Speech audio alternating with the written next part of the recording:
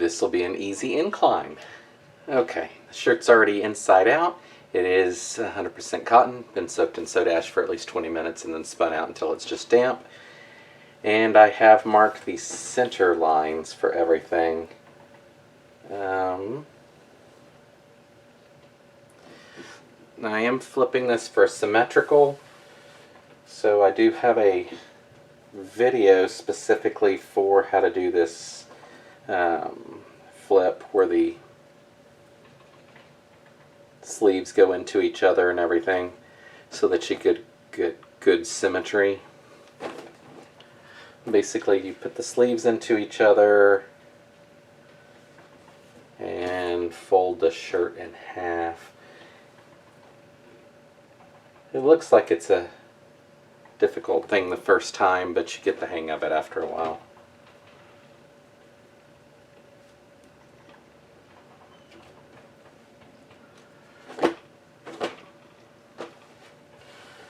Alrighty.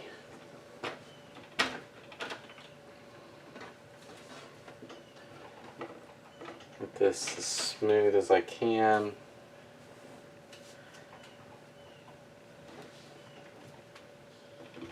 The sleeves can be a pain sometimes.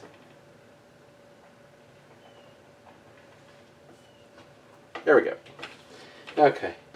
And then I'm just going to fold the shirt in half.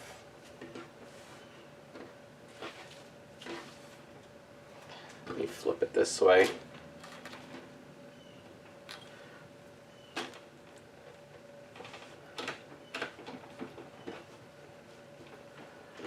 And then we'll just pull this up. Get an idea where that is, and then I'll put this in here so that it folds properly. There we go. Flip this over.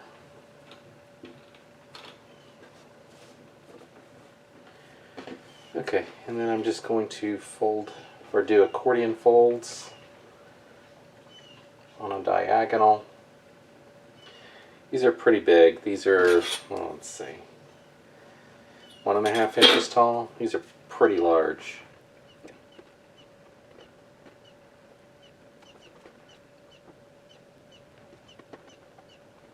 Alright, now I'll start throwing some rubber bands on here.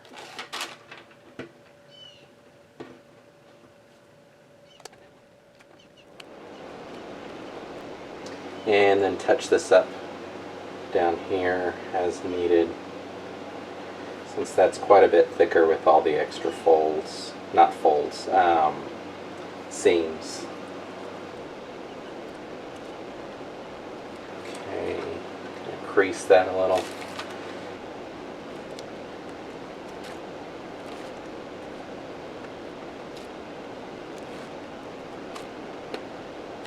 Need to find a bag with just these used to come with like a lot of the little white ones that were just the right size. This bag seems to be all this. These greens seem to be close, but I don't know. I guess I need to stop ordering randoms and actually just get the sizes I want.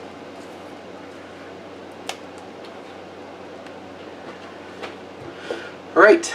Quick and easy. Oh, let's put one more across that just to hold that in there. Alright, that looks better. Off to dye. Alright, I will be using Dharma's Raspberry and Brilliant Blue. I don't have a swatch for the Brilliant Blue, but the Raspberry is this. So I'm going to skip one, so Raspberry, Brilliant Blue, Raspberry, Brilliant Blue, Raspberry, I guess. Actually, if we do the Brilliant Blue, Raspberry, Brilliant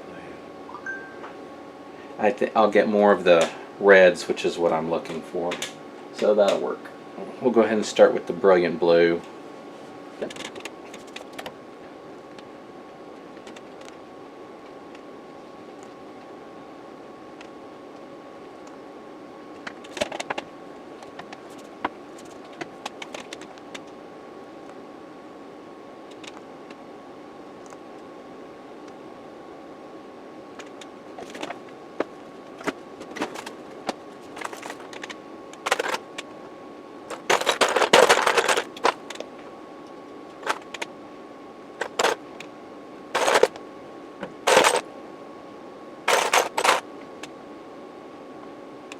Alright, we'll let that melt through and then we'll come back and do another round of ice. Okay, it melted through and it looks like that. I'm going to go ahead and flip this over.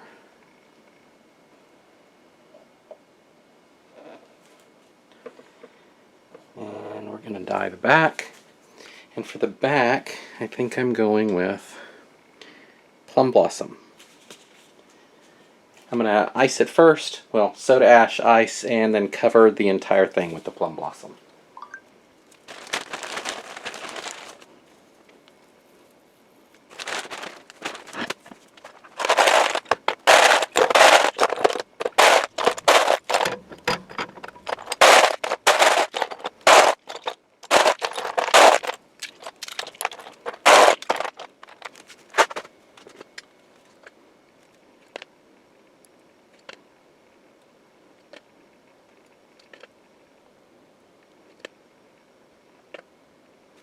Alright, we'll let that melt through and see if we need to do anything else. Okay, this has been sitting for at least 36 hours. Let's go ahead and wash it out.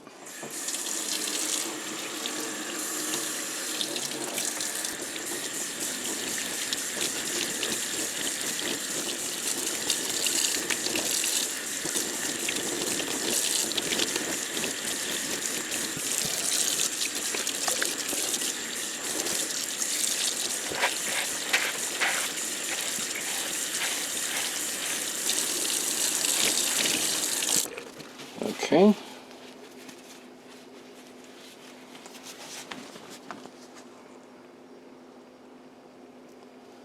I'll go through this in the wash and we'll see how it turned out. Here's front and the back.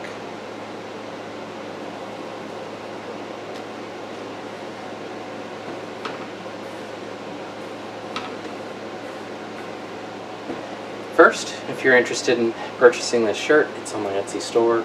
It is a size large. I will list it probably before the video goes live, so it may or may not be there, but you know where to go to see the shirts in the future. Okay, now my thoughts. I like this down here. I don't necessarily like this up here, but that's because there was dye under ice, and that's why we have that, and then the dye under ice. So you can see both of them on one shirt. This gives that feather effect like thing, and this is just splotchy.